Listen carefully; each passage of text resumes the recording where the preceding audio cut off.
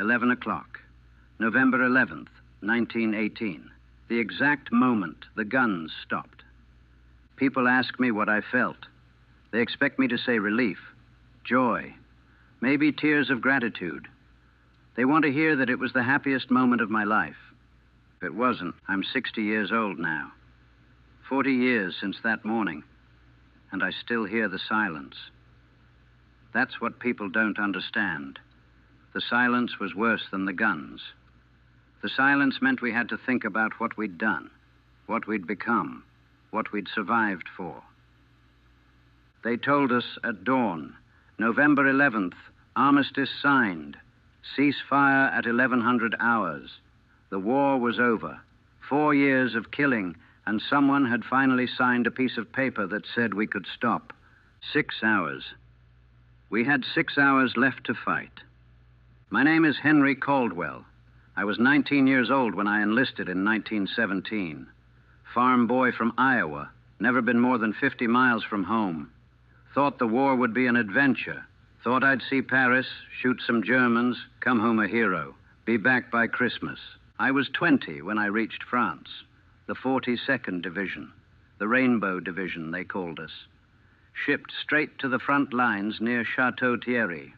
That's where I learned what war really was. By November 1918, I'd been in the trenches for 16 months. Belleau Wood, Saint-Mihiel, the Meuse-Argonne. I'd seen more death than I knew existed. Lost more friends than I could count. Became something I didn't recognize when I looked in a mirror. I'd survived. Made it all the way to the last day, the last morning. 6 more hours and it would be over. 6 more hours and I could stop killing, stop watching boys die, stop living like an animal in the mud. 6 hours. But those last 6 hours, those were the longest of my life and the cruelest. Because men kept dying right up until 11 o'clock. Kept dying for reasons that stopped mattering the moment someone signed that paper. November 11th, 1918. 5 o'clock in the morning, still dark. We were in positions near Sedan on the Meuse River. Cold, raining. The mud was knee-deep in places. That damn French mud that stuck to everything, weighed you down, never dried. Lieutenant Morrison came through the trench just before dawn. We knew something was up by the look on his face. Not scared. We'd all stopped being scared months ago. Just tired. Bone tired. Old man tired, even though he was only 26. Gather round, he said quietly. 30, maybe 40 of us left in the company. We'd started with 200 back in June.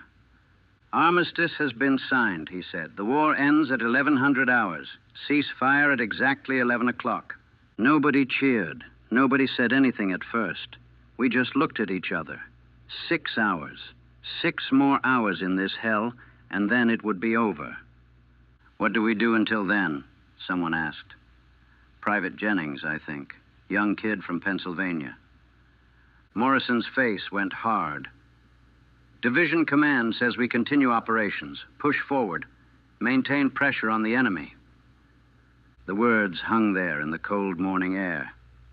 Continue operations.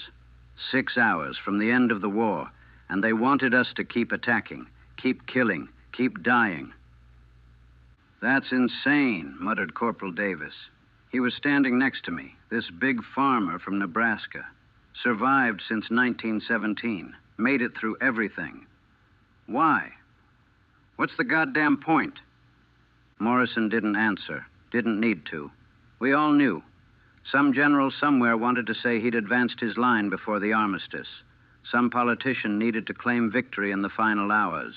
Numbers on a map. Territory gained. Statistics for the history books. None of it meant a damn thing, but we'd die for it anyway. At 6 o'clock, the bombardment started. Our artillery, hitting German positions across the river. The Germans fired back. Same as every morning for 4 years. Shells screaming overhead. Explosions shaking the earth, the smell of cordite and mud and death. But different this time. This time we knew it would end. This time, every man who died was dying for nothing. Not for victory. Not for strategy. Just for 6 more hours of war because someone said so. At 7 o'clock, we got the order to advance, cross the river, take the German positions on the other side. Lieutenant Morrison looked at us like he wanted to say something, wanted to apologize maybe, or refuse the order. But he didn't. He checked his watch, 4 hours to go. "Fix bayonets," he said. "Let's get this over with." We went over the top one last time. The Meuse River was maybe 100 yards wide, cold, dark water moving fast from the autumn rains. The Germans held the far bank, trenches, machine gun nests, wire. Same defenses we'd been facing for months, same defenses that had killed thousands.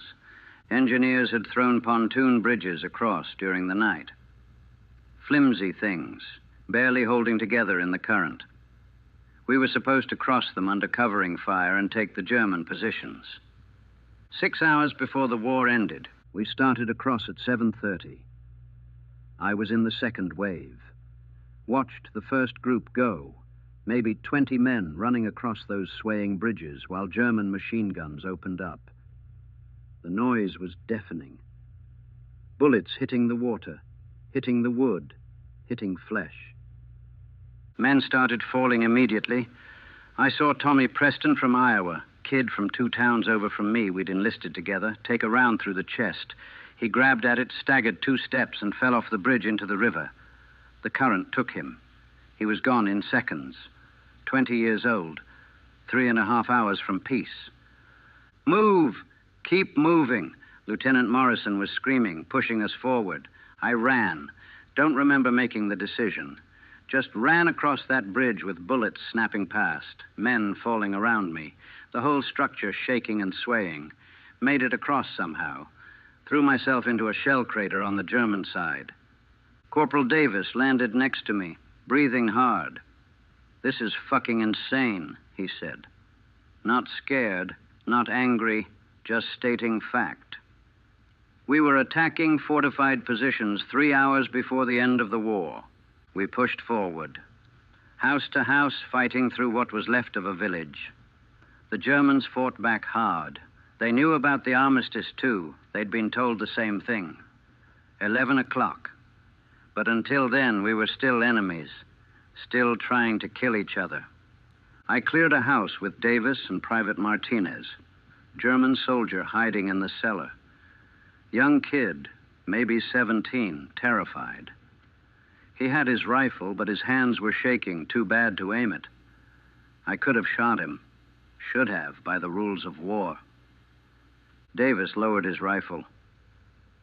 "It's over in 3 hours," he said in English, though the German kid probably didn't understand. "Just stay down here. Don't come out. It's almost over." We left him there, moved to the next house. That's where Davis died. German machine gun nest in the upper floor we hadn't cleared. Opened up as we came through the door. Davis was in front. Took the first burst full in the chest. 5, 6 rounds. He went down hard. I killed the German gunner. Shot him twice. He fell back against the wall and slid down, leaving a blood trail on the wallpaper. Davis was still alive. Barely. Blood everywhere. I dragged him outside, tried to stop the bleeding, but there was too much. Too many wounds. "What time is it?" he asked. Voice weak, bubbling, blood in his lungs. I checked my watch. 9:15. He laughed. Actually laughed. "Made it this far," he said. "Almost made it." I held his hand. "Hold on. Just hold on. Hour and 45 minutes. But he knew. We both knew. He was dying, and no amount of time would change that. "Tell my wife," he started, then coughed. More blood. "Tell her." He died at 9:32. I know because I was watching my watch. Hour and 28 minutes before the armistice. Hour and 28 minutes before all of this stopped mattering. Private Martinez and I sat there with his body for maybe 10 minutes. just sat there in the ruins of that French village covered in mud and blood while the war continued around us. "We should keep moving," Martinez finally said. "Why?" I asked. "What's the fucking point?" He didn't have an answer. Neither did I. But we kept fighting, because that's what soldiers do. We kept killing and dying right up until someone told us we could stop. Davis never made it to 11 o'clock. Neither did Tommy Preston. Neither did a lot of good men that morning. They died for nothing, for pride, for 6 more hours of war that nobody needed. We kept pushing forward. 10 o'clock came. 1 hour left. The fighting should have been winding down, both sides pulling back, waiting for the end. It got worse instead. Some units were ordered to capture objectives before the deadline. Last-minute glory. Final victories to put in the reports. We could hear the artillery intensifying all along the line. American guns, German guns, everyone firing everything they had left, like they were trying to empty their magazines before time ran out. Men were still dying, not just in our sector, everywhere. You could hear it. The machine guns, the explosions, the screaming, all of it building to some kind of terrible crescendo as the clock ticked down. At 10:15, we got orders to take a German strong point half a mile ahead, a fortified farmhouse with machine guns. Lieutenant Morrison read the order twice, like he couldn't believe it. 45 minutes before the armistice, and they wanted us to assault a fixed position. "Sir," said Sergeant Williams, the oldest man left in the company. He'd been fighting since 1914, survived 4 years of this. "Sir, we could just wait. 45 minutes. They'll abandon it at 11 anyway." Morrison looked at him, looked at all of us. We could see him thinking about it, weighing the order against what was right. "We have our orders," he finally said, but his voice was hollow, dead. We attacked at 10:30, 30 minutes before peace. The Germans saw us coming. Their machine guns opened up. We'd done this 100 times before. Advance under fire, use the terrain, suppressing fire, coordinated assault. We knew how to do this. We were good at killing by then. We took the farmhouse. Cost us 6 men. 6 more dead with 20 minutes to go. I don't remember their names, don't remember their faces. I've tried to forget them because remembering means accepting what we did. Inside the farmhouse, we found 3 dead Germans. Boys, really. Teenagers. They could have surrendered, could have run. Instead, they'd fought and died defending a building that wouldn't matter in 15 minutes. Private Martinez sat down on the floor, back against the wall. He was crying. Not sobbing, just silent tears running down his face through the dirt and cordite. "Why?" he kept asking. "Why?" None of us had an answer. 10:55, 5 minutes. We could hear the guns all around us, still firing, still killing. The whole front line going insane in the final minutes, like the war itself was trying to take as many souls as it could before the end. Lieutenant Morrison gathered us together. 23 men left out of the 200 we'd started with. 23 survivors waiting for 11 o'clock. "Whatever happens," he said, "whatever you feel when those guns stop, it's all right. There's no right way to feel about this." He checked his watch. 2 minutes. We waited. In that ruined farmhouse, surrounded by bodies. German boys who died for 15 more minutes of war. Our own men who died taking a position that meant nothing. 1 minute. We could hear our own heartbeats, hear our breathing. The guns were still firing, but somehow it sounded distant now, like it was already becoming memory. 30 seconds. I thought about Davis, about Tommy Preston, about all the men who'd almost made it. 15 seconds. 10, 5, 11 o'clock. The guns stopped. Not gradually, not winding down, just stopped. All of them, all along the Western Front, from the English Channel to Switzerland. Hundreds of thousands of guns that had been firing for 4 years. silent. The silence was deafening.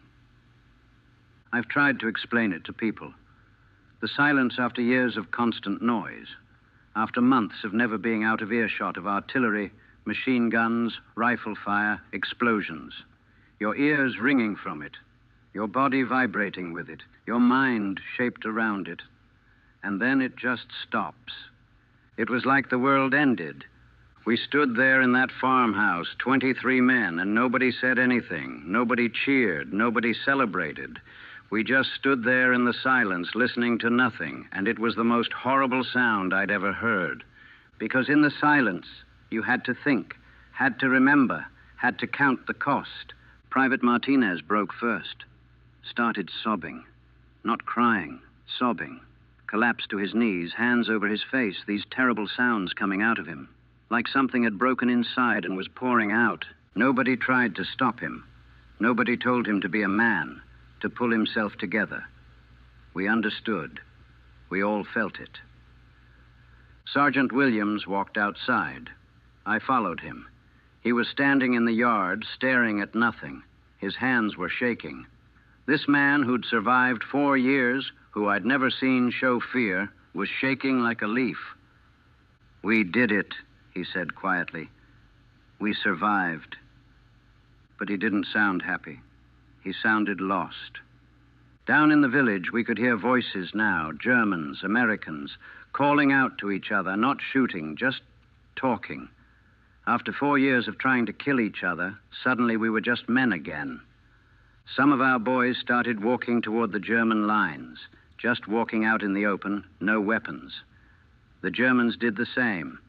They met in the middle of what used to be no man's land, shaking hands, sharing cigarettes. Some were crying, some were laughing. All of them looked dazed, like they couldn't quite believe it was real. I couldn't join them, couldn't celebrate with the men we'd been killing hours ago. Couldn't pretend that a handshake made it better, made it mean something. Lieutenant Morrison found me sitting on the steps of the farmhouse. He sat down next to me. Didn't say anything at first, just sat there in the silence that wasn't really silence. You could hear birds now, I realized. Birds. When was the last time I'd heard birds? "Davis was a good man," Morrison finally said.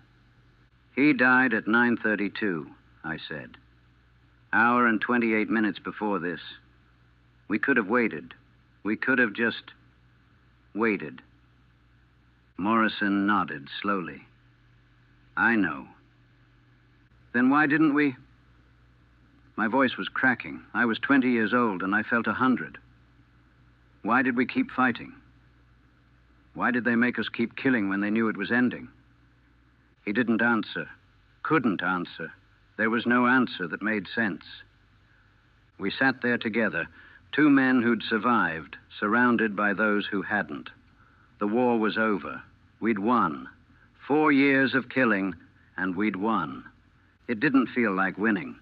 It felt like drowning in silence, like the weight of every death, every order, every senseless moment was crushing down on us all at once. The guns had stopped, but the war was still inside us, still firing, still killing. And I realized right then that it always would be.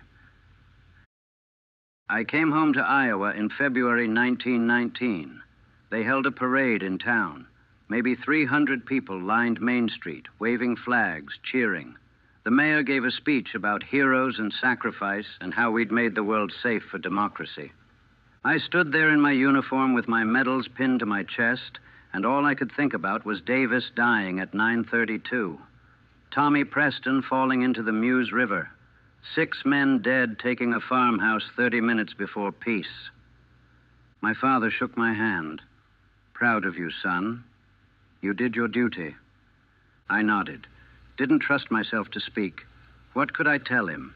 That I'd watched boys die for nothing? That we'd kept killing right up until the clock said we could stop? That the silence at 11 o'clock was worse than all the guns? I tried to go back to farming. Worked my father's land. Did the same chores I'd done before the war. plowing, planting, harvest. Simple, honest work. Should have been healing. But I couldn't stand the silence. That's what people don't understand. The quiet of the Iowa countryside, that should have been peaceful. Instead, it brought me right back to that farmhouse at 11 o'clock. That terrible silence when the guns stopped, and I had to think about what we'd done. I started working with machinery, tractors, combines, anything with an engine, anything that made noise. My wife, I married Helen in 1921. She understood eventually. Understood why I needed the radio on, needed some kind of sound, couldn't handle quiet rooms. The nightmares came every November. Still do. Not about the fighting, not about the combat. About the waiting. About watching the clock tick down. About Davis asking what time it was. About those last 6 hours when we knew it was ending but had to keep killing anyway. Helen tried to help. God, she tried. Held me when I woke up screaming. Learned not to ask questions when I disappeared into myself every November 11th. We had 3 children, good kids. I tried to be a good father, but there were parts of me they never knew, parts I couldn't show them. I never told them about Davis, never told them about the Armistice. They learned about World War I in school, the great victory, the end of the war to end all wars. They learned that the Armistice came at 11 o'clock on November 11th, 1918. They didn't learn that men kept dying right up until that moment, that generals ordered attacks hours before the end, that boys bled out in the mud with minutes left on the clock. That's not in the history books. Every year on November 11th, there are ceremonies, parades, speeches about honor and sacrifice, 2 minutes of silence at 11 o'clock to remember the fallen. Everyone bows their heads, quiet and solemn. I can't do it. Can't stand those 2 minutes. The silence brings it all back. Not just the memory, but the feeling, the weight of it, the senselessness of it. Standing in that farmhouse, counting down the seconds, knowing men were still dying, still killing, because no one had the courage to just stop. Lieutenant Morrison put a gun in his mouth in 1923. Private Martinez drank himself to death by 1930. Sergeant Williams lived until 1945, but he was hollow. I saw him once before he died. We barely spoke. What was there to say? We both knew. I'm 60 years old now, 40 years since that morning. The world fought another war since then, killed even more people, did even worse things. And now there's talk of another one coming. Korea, Vietnam, more boys who'll learn what we learned. That silence isn't peace. That stopping isn't the same as healing. That you can survive a war and still be dying from it every day for the rest of your life. People ask me about Armistice Day, about the moment the guns stopped. They want to hear about joy, about relief, about the celebration of peace. I tell them about the silence, about how it was the worst sound I ever heard, about how I still hear it every November 11th at 11 o'clock, and it crushes me every single time. The war ended 40 years ago. The guns went silent. But I'm still in that farmhouse watching the clock, counting down the seconds, watching men die for nothing. 11 o'clock came and went. The war ended. I never did.